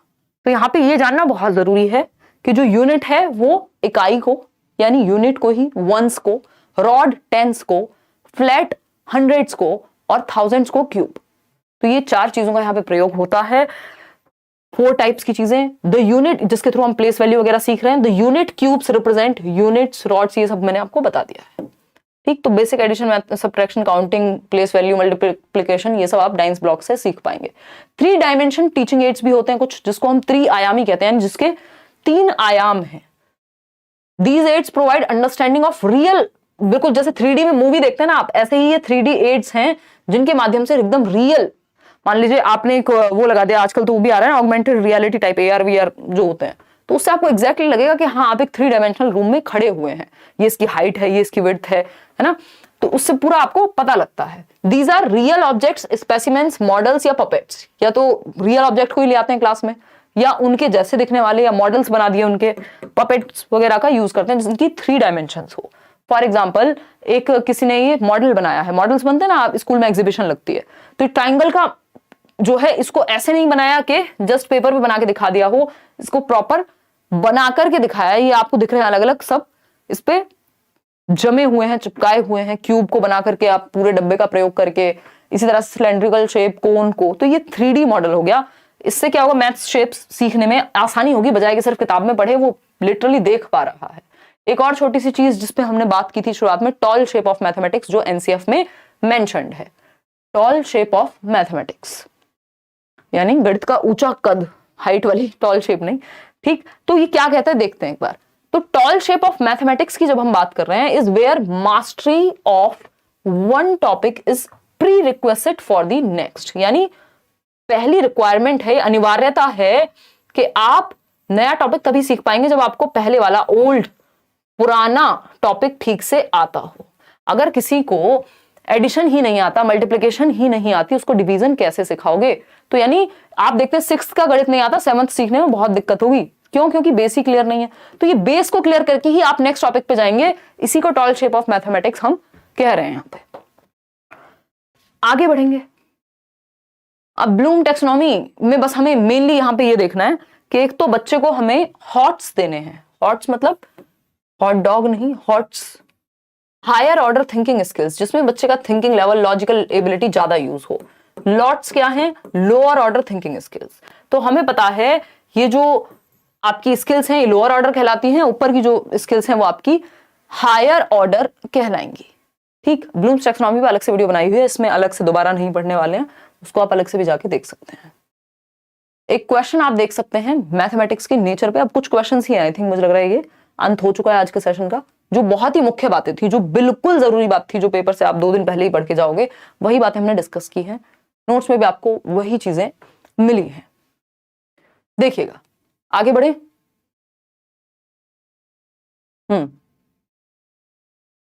यार एसएसटी के नोट्स तो इस बार नहीं मिलेंगे, डी ऑप्शन कह रहे हैं कई लोग। तो which one of the following is not true. अगर सेशन आपको पसंद आया हो तो आप लाइक शेयर कर सकते हैं और नोट्स जरूर शेयर कर देने हैं, किसी का भला हो जाएगा पेपर से पहले, क्योंकि साल भर में सीटेट आता है। तो अगर अब ये तो बिल्कुल नहीं है कि नोट्स ही आपका पेपर दे आएंगे, पेपर तो आप स्वयं ही देंगे अगर थोड़ी सी प्रैक्टिस साथ में कर लेंगे उनके। तो which one of the following is not true about the nature of concepts in mathematics, यानी गणित में जो अवधारणाएं होती हैं वो कैसी होती हैं, जो कॉन्सेप्ट्स हैं वो कैसे होते हैं। एब्स्ट्रैक्ट होते हैं, हाँ होते हैं। हायरार्किकल होते हैं, हाँ होते हैं। लॉजिकल होते हैं, हाँ होते हैं। तर्कसंगत होते हैं। कॉन्क्रीट इन नेचर, कॉन्क्रीट तो हम बनाते हैं, उनको पढ़ाते ऐसे हैं कि कॉन्क्रीट से एब्स्ट्रैक्ट ले जाएं, हम अमूर्त की तरफ ले जाएं। तो डी ऑप्शन। आगे बढ़ेंगे। नेक्स्ट क्वेश्चन है आपके, क्वेश्चंस भी मैंने आपके नोट्स में डलवाए हुए हैं, नए वाले भी डलवाए हुए हैं, ऑनलाइन वाले भी। अभी तो हम ये वो क्वेश्चंस कर रहे हैं जो बहुत रिपीट होते हैं। The mathematics used by illiterate shopkeeper, इसको कम्युनिटी रिसोर्स बोलते हैं। अशिक्षित दुकानदार के द्वारा प्रयोग किए जाने वाले गणित का प्रयोग करेंगे या नहीं। शुरुआत में बात की थी ना, लाइफ से जोड़ना है बच्चे की, तो कैसे जोड़ेंगे। Is not useful in the mathematics classroom, यानी गणित की कक्षा में उपयोगी नहीं होता। जो अशिक्षित दुकानदार है, जिसने कभी शिक्षा नहीं ली स्कूल में आके, लेकिन वो गणित तो प्रयोग कर ही रहा है ना दुकान पे। Is very useful in solving all mathematical problems, भाई सारी प्रॉब्लम्स थोड़ी ना सॉल्व हो जाएंगी, कुछ कॉन्सेप्ट्स क्लियर हो जाएंगे। Has ambiguity and very low level of correctness in it, आपसे ज्यादा बढ़िया कैलकुलेशन हो सकती है, कई तो टीचर्स से अच्छी कैलकुलेशन हो जाएगी। जो लोग प्रॉपर शॉप पे रहते हैं, है ना, जो मेरी हाउस हेल्प आती है वो बता रही थी कि मेरी कैलकुलेशन बड़ी अच्छी है, क्योंकि पता नहीं किसी शॉप वॉप मतलब उनके घर में थी या जैसे भी। तो उसका फर्क पड़ता है कि आप डेली लाइफ में, कोई बच्चा है जो जिसके पिताजी मान लीजिए कारपेंटर हैं, तो वो शेप्स को समझने में उसको आसानी होगी, मेजरमेंट में उसको आसानी होगी। तो बच्चे की प्रीवियस नॉलेज का प्रयोग करते हैं हम। Should be discussed by the teachers in classrooms as an alternate strategy in solving related problems, यानी संबंधित समस्याओं को हल करने में वैकल्पिक रणनीति की तरह। भाई सिखाने का कोई एक ही मेथड थोड़ी है कि जो आपने सिखा दिया वही मेथड है, डिफरेंट डिफरेंट तरीके हैं एक चीज को सीखने के या सॉल्व करने के। तो इसको एक ऑल्टरनेट स्ट्रेटेजी के रूप में यूज कर सकते हैं। कम्युनिटी से हमें जो सीखने को मिल जाए वो अच्छी बात है, डेली लाइफ से बच्चे की जोड़ना है, तो ऐसा नहीं कि यूजफुल नहीं है। फिर नेक्स्ट क्वेश्चन है, the learning outcomes in mathematics are developed. Learning outcome क्या होते हैं? अभी हमने लर्निंग ऑब्जेक्टिव्स की बात की थी, यानी उद्देश्य जिसके लिए हम सिखा रहे हैं कि बच्चों को ये आ जाए। आउटकम क्या है? जो उद्देश्यों की प्राप्ति कितनी हुई है ये जानना आउटकम है, कि रिजल्ट क्या आया। बताइएगा, फटाफट से बताइएगा। ये सारे आप मैराथन भी देख सकते हैं। अब तो आप एक बार सीटेट दीजिए, आगे तक के लिए टेंशन खत्म। कोई कह रहा है इंडिया जीत गई, मैच वैच था क्या यार। मैंने तो ईवीएस पेडागोजी करा दिया एक ही सेशन में, ईवीएस इन one shot. Otherwise chapter wise भी आप देख सकते हैं, पुरानी प्लेलिस्ट बनी हुई है, सिलेबस कोई चेंज हुआ नहीं है। अभी वन शॉट कराया था ईवीएस वाला, ईवीएस हिंदी, इंग्लिश, ये मैथ्स का हो चुका है। और सीडीपी के तो 3 सेशन हुए हैं, 4.5 सेशन, 8.5 घंटे की मैराथन है, मतलब 2-2 ढाई घंटे के सेशंस हैं, वो आप देख सकते हैं। ठीक है ना। हाँ, पानी पूरी का प्रयोग करके आप ओवल शेप सिखा सकते हैं बच्चे को, ये भी सही है। देखिएगा, फटाफट से जवाब दीजिएगा। बी ऑप्शन कह रहे हैं कई लोग, समझते हैं क्या बात हो रही है, लर्निंग आउटकम की। Such that children may be told small steps for calculation. Outcome की बात हो रही है ना, रिजल्ट क्या आया किसी चीज को सीख के। To increase the achievement of children in various educational surveys. Outcomes in mathematics are developed, क्यों? To define class wise competencies. भाई आउटकम इसलिए डिफाइन होते हैं कि इस लेवल पे 6th क्लास में बच्चों को ये चीजें आती होंगी, तो वो लर्निंग आउटकम हो गया उस लेवल का। तो बच्चे द्वारा हासिल की जाने वाली कक्षावर दक्षता, यानी class wise competencies and skills to be achieved by children, कि भाई ये इस क्लास से आउटकम निकल के आना चाहिए, इस लेवल बच्चों को ये पता होना चाहिए, ये लर्निंग आउटकम होगा। अगर आप इस लेवल पढ़ा रहे हैं, सिर्फ ईयर एंड एग्जामिनेशन में अच्छा परफॉर्म करना नहीं होगा। फिर आता है which one of the following happenings in the classroom is an activity. किसको आप एक एक्टिविटी कहेंगे? जब टीचर एक्सप्लेन करे कैसे सम करने हैं, देख लो किस में बच्चा सबसे ज्यादा एक्टिव है, वही सही आंसर है। रिसाइट कर रहे हैं काउंटिंग, कॉपी कर रहे हैं बच्चे, जहां बच्चे एंगेज हैं, एक्सप्लोर कर रहे हैं, वो बेस्ट है। डी ऑप्शन, अन्वेषण कर रहे हैं, सबसे ज्यादा एक्टिव कहां है? डी ऑप्शन में। मेन पर्पस ऑफ मैपिंग भी सिखाते हैं हम, गणित में ये भी बहुत बार पूछा गया है। देखो मैपिंग की अगर हम बात करें यहां, यानी मैपिंग यानी प्रतिचित्रण सिखाने का प्राइमरी लेवल पे करिकुलम में इसको क्यों डाला है? अब आपको पता है मैपिंग है, टेसिलेशन है, ज्योमेट्रिकल बेसिक शेप्स हैं, ये सब कहां है? प्राइमरी लेवल के करिकुलम में हैं ऑलरेडी। ठीक है, तो अगर हम देखें यहां तो सही उत्तर क्या होगा? To promote special thinking. बिल्कुल सही बात है, स्पेशल मतलब स्पेस के बारे में, शेप्स के बारे में, है ना। प्रपोर्शन किस में यूज होगा, जैसे बॉटल भी बनी है तो इसमें भी कहीं ना कहीं मैपिंग का प्रयोग हुआ है। मतलब टू प्रमोट प्रपोर्शनल रीजनिंग, हाँ प्रोपोर्शन, कितना प्रोपोर्शन में कौन सी चीज बनेगी। To make subject easy and interesting, उसके तो बहुत तरीके हैं, उसके लिए स्टोरी सुना दो। To break the monotony of numbers, इसका मतलब ये तो नहीं है कि नंबर्स से मोनोटोनस है नंबर, मतलब बोरिंग चीज है, ऐसा कैसे कह सकते हैं। तो स्पेशल थिंकिंग और प्रोपोर्शनल रीजनिंग थोड़ी डेवलप हो सके, हालांकि अलग से चैप्टर्स के रूप में हम नहीं पढ़ा रहे हैं, बट मैपिंग के थ्रू पढ़ा रहे हैं। अभी जब हम बात कर रहे थे रेशो, हम अलग से चैप्टर में नहीं पढ़ा रहे हैं प्राइमरी लेवल पे, बट स्पेशल थिंकिंग बच्चे में डेवलप हो सके, थोड़ा वो दिशाओं के बारे में थोड़ा बहुत जान सके, प्रपोर्शन के बारे में जान सके, इसके लिए हम क्या कर रहे हैं? मैपिंग का प्रयोग कर रहे हैं। तो ए एंड बी, कि वो बॉटल की शेप कैसी बनती है तो उसके बारे में विजुअलाइज कर पाए। देखिएगा, which of the following resources यानी TLM, teaching learning material, can be used by the teacher to show that two rectangles of different dimensions, यानी एक रेक्टेंगल है जिसका डायमेंशन मान लीजिए ये है, दूसरा रेक्टेंगल है जिसका डायमेंशन इससे ज्यादा है या डिफरेंट है। ठीक, ये A हो गया, ये B हो गया। ठीक है, dimensions can have same area without using formula. जो मैथ्स वाले वैसे वाले क्वेश्चंस हैं आपके न्यूमेरिकल्स, वो उदय सर ने आपकी कुछ क्लासेस ली हैं, वो आप देख सकते हैं। Can have same area without using formula, यानी बिना फॉर्मूला के बताना है कौन सा एक TLM है जिसको यूज किया जा सकता है टीचर के द्वारा टू शो दैट कि दो रेक्टेंगल्स जो हैं वो डिफरेंट डायमेंशंस के हैं, can have the same area, फिर भी इनका जो एरिया है वो सेम आ सकता है। डिपेंड करेगा लेंथ पे या ब्रेथ पे। बताइए, अलग अलग जवाब आ रहे हैं। कोई डी कह रहा है तो स्केल का प्रयोग करेंगे, ग्राफ पेपर का। स्केल से तो कैसे ही पता लगाएंगे एरिया का, ग्राफ पेपर का, टाइल का या थ्रेड का? बताइए, अलग अलग आंसर्स। बिल्कुल, इसमें टाइल्स का प्रयोग कर सकते हैं वो, और ग्राफ पेपर का। वो ग्राफ पेपर और टाइल्स का प्रयोग किया जा सकता है बजाय कि थ्रेड के। थ्रेड का प्रयोग हम सर्कल वगैरह में ज्यादा कर लेते हैं। तो B option is the right answer. आगे बढ़ेंगे। Which of the following could be contributing factor to under achievement in mathematics? गणित में अंडर अचीवमेंट का कौन सा एक कारण हो सकता है? निम्न में से गणित में उपलब्धि कम होने का कारण क्या हो सकता है? ये पूछा है इन्होंने, क्या हो सकता है? फटाफट से बताइएगा। इसके आंसर जो है इस क्वेश्चन का इन्होंने अलग अलग समय पे अलग अलग दिया है। एक बार बोर्ड कुछ आंसर देता है, अगली बार कुछ और देता है इसका आंसर। ठीक है ना, प्रीवियस ईयर लगाने की जरूरत है साहिल आपको बस। बताइए, बी ऑप्शन यानी सोशियो कल्चरल बैकग्राउंड। इसका आंसर नेचर ऑफ मैथमेटिक्स भी कुछ हद तक ठीक है। देखिए जेंडर तो होगा नहीं, इनेट एबिलिटी पे हम डालते नहीं है बच्चे की कि ये इनेट एबिलिटी होती है मैथ्स की, ऐसा मैथ्स पढ़ाने में नहीं मानते हम। ठीक, सोशियो कल्चरल बैकग्राउंड क्या है, इसका प्रभाव पड़ता है, बच्चों को उस तरह का माहौल मिला है नहीं मिला है, क्या सीन रहा है, इस चीज को कुछ हद तक हम मानते हैं जिम्मेदार। तो जो ज्यादा बेहतर आंसर है वो बी ही है। कुछ हद तक जो प्रकृति है वो भी शामिल होती है गणित की, बट उसको डील किया जा सकता है यदि सही से पढ़ाया जाए तो। लेकिन सोशियो इकोनॉमिक बैकग्राउंड को कैसे चेंज करोगे, तो उसके लिए आप मेहनत करोगे आप as a teacher. Next question है, which of the following is the most important aspect of making lesson plan while teaching mathematics to primary school children. यानी आप पढ़ाने से पहले एक लेसन प्लान बनाते हो, पाठ योजना बनाते हो। आज भी ये क्लास हुई है तो ये पाठ योजना के तहत ये कौन सी जो आपको क्वेश्चन कहाँ पे मिल रहा है, कौन सा फोटो लगेगा, कौन से एग्जांपल्स मिलेंगे, बहुत सारी चीजें। कुछ चीजें आपकी रैंडम होती हैं, जैसे उदाहरण कई बार ऐसे आ जाते हैं दिमाग में, और कुछ चीजें आपकी प्लान्ड होती हैं जो कि लेसन प्लानिंग आपको अपनी करके जानी चाहिए क्लास में जाने से पहले। वो जरूरी है, चाहे आपका जीवन बीत गया हो पढ़ाते पढ़ाते। ऐसा नहीं होता कि आप ऐसे ही मुंह धोया और चले गए, मतलब लेसन प्लानिंग है ही नहीं, जीरो लेसन प्लानिंग है, तो वो जरूरी होती है। ठीक, उससे टाइम वेस्ट भी होता है फिर कई बार। Which of the following is the most important aspect of making lesson while teaching mathematics to primary school children?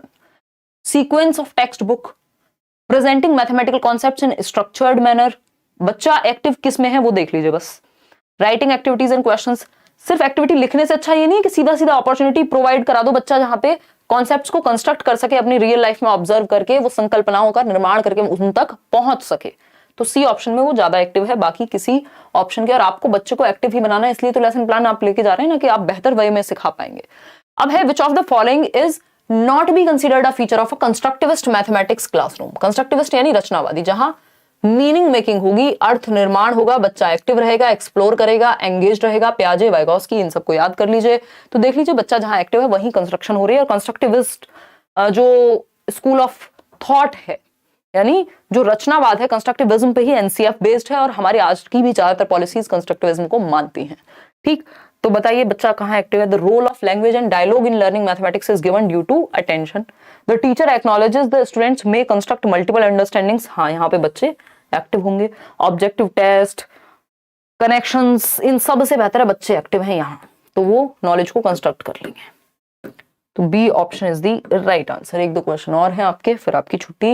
Which of the following statements is in agreement with the constructivist view of mathematics? यानी रचनावाद को कौन बढ़ावा देगा? जहां बच्चा active होगा। Simple, सरल, सुंदर, सस्ता, टिकाऊ आंसर। ठीक है ना? बहुत बढ़िया लगता है कि आप लोग बिल्कुल इतनी रात को भी, क्योंकि समय का थोड़ा सा मेरे साथ दिक्कत रहती है, इतना समय हो चुका है, समय मतलब सालों से हम लोग जुड़े हुए हैं, और क्लासेस और कभी कुछ, कभी इवेंट है, कुछ है, तो थोड़ा सा लेट वेट हो जाता है। वैसे भी मेरा टाइम 9 बजे ही रहता है पहले से ही, बट अब और लेट हो जाता है एट टाइम्स। रचनावादी दृष्टिकोण से की जा सकती है, बट आप इतनी संख्या में जुड़े रहते हैं, सीख पाते हैं रात को इतनी ठंड में, है ना? 5 डिग्री था सुबह दिल्ली में टेम्परेचर, 2 दिनों से ठंड बढ़ गई है आपकी, अभी भी 9 डिग्री टेम्परेचर है। चलिएगा, खैर ये भी बता देती बेचारी, देखिएगा। उसके on account of inability to understand the, हाँ तो ये तो एकोमोडेशन हो गया ना विश्वकर्मा। ये तो सिंपल है, creation of a new scheme on account of liability inability to understand the environment with the existing scheme is known as accommodation. 200%, कोई दिक्कत ही नहीं है इसमें।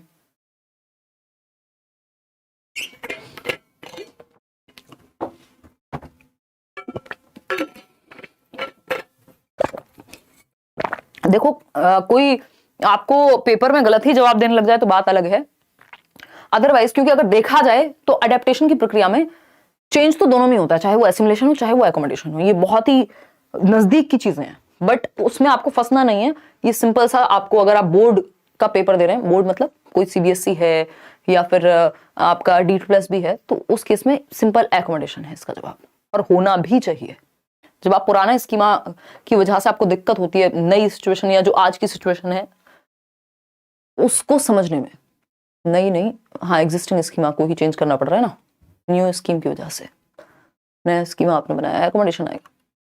देखिएगा बी ऑप्शन कह रहे हैं कि कंस्ट्रक्टिविस्ट अग्रीमेंट कौन सा है? जहां बच्चा एक्टिव है, डिस्कवर कर रहा है बच्चा, ठीक है, सिर्फ फैक्ट रटे, ऑब्जेक्टिव्स रट ले, विजुलाइज कर ले, इन सबसे ज्यादा एक्टिव वो बी ऑप्शन में है। जहां सबसे ज्यादा बच्चा एक्टिव है वो मूल मंत्र है पेडागोजी का। क्वेश्चन देखिए next, Which of the following is not true with respect to the learning of mathematics? कौन सी बात सही नहीं है मैथमेटिक्स के सीखने के बारे में? इनेट होती है एबिलिटी, ये तो हम मना ही कर रहे हैं, हम नहीं मानते इनेट होती है पेडागोजी में। Teachers believes about learners have powerful impact on learning outcomes. सही बात है, अगर टीचर का विश्वास है कि तुम अच्छा करोगे तो इस चीज से बच्चा और मेहनत करता है, सच है ये। Student socio economic background impacts their performance in mathematics. अच्छा, schools language of instruction can impact a child's performance in mathematics. ठीक बात है। गणित के संबंध में निम्नलिखित में से क्या सही नहीं है? यही गलत है, बाकी सारी बातें सही हैं। भाई जो सोशियो इकोनॉमिक बैकग्राउंड है वो भी प्रभाव डालेगा। अभी यही तो बात कर रहे थे हम कि भाई अगर किसी के घर में शॉप है तो वो मैथ्स में अच्छा होगा, किसी को वैसा माहौल ही नहीं मिला तो इसका मतलब ये नहीं कि हर घर में शॉप होगी तभी मैथ्स अच्छा होगा। तो जो सामाजिक सांस्कृतिक स्थिति है उसका भी प्रभाव पड़ता है सीखने पे, क्योंकि एनवायरमेंट है ना। After teaching place value of numbers. Place value समझ रहे हैं? फेस वैल्यू जो डायरेक्ट दिखे, प्लेस वैल्यू जो प्लेस पे हो, है ना। जैसे अब आपको पता है यहाँ पे प्लेस वैल्यू आपको पता करनी है किसकी? 2 की। तो आपको पता है ये क्या है? 1s 10s और 100th पे है, यानी सैकड़ा पे है। फेस वैल्यू तो आपको साफ साफ दिख ही रही है 2। A teacher gave the following question to solve. क्या क्वेश्चन है? टेक 2 डिजिट्स से 3 and 5, 3 और 5 2 डिजिट ले लो, मेक 4 डिजिट नंबर्स, 2 डिजिट के नंबर बनाओ इनसे, using both the digits equal number of times. 2 बराबर टाइम्स ही आनी चाहिए एक डिजिट में, तो 33 55 35 35। इस तरह से आप दुनिया भर के डिजिट्स बना दोगे, यूनिक भी होंगी ये। तो ये जो है कौन सी एक बात इस क्वेश्चन के बारे में सही है। इसको मैथ्स की तरह नहीं लेना है, बेसिक पेडागोजिकल अंडरस्टैंडिंग की तरह लेना है। It is an open ended question and gives opportunities to students to analyse and critique each others responses. चलो ठीक है। It is an example of closed ended. Closed ended में तो सिंगल आंसर होगा कि 3 और 2 कितने होते हैं? तो 5 होते हैं। ये क्लोज्ड एंडेड है। आपको ओपन एंडेड देने होते हैं ताकि क्रिएटिविटी बेटर हो, बच्चे का दिमाग खुले, डाइवर्जेंट थिंकिंग यानी अब सारी चिंतन आए। Multiple response to a question should be discouraged. नहीं भाई, एनकरेज होने चाहिए कि मल्टीपल तरीके से एक चीज को सॉल्व किया जा सकता है। कॉन्टेक्चुअल क्वेश्चन का एग्जांपल है। कहां कौन सा कॉन्टेक्स्ट है? यहाँ सेब, सब्जी, दुनिया, जिंदगी, कोई बात हुई है? नहीं हुई है, सीधा नंबर की बात हुई है। तो it is an open ended question.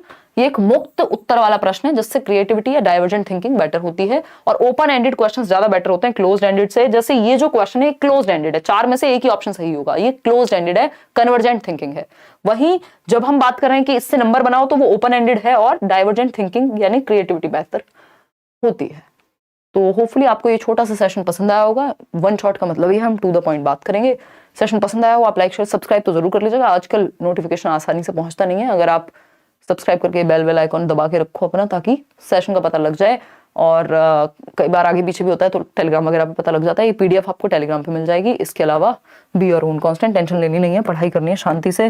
जो केवीएस वाले दुखी हैं उनके लिए भी 6 और 7 को मैं अवेलेबल नहीं होंगी, मतलब मैं ट्रेवल कर रही हूँ आउट ऑफ दिल्ली, तो तब केवीएस के लिए कोशिश रहेगी कि कुछ सेशंस आपके,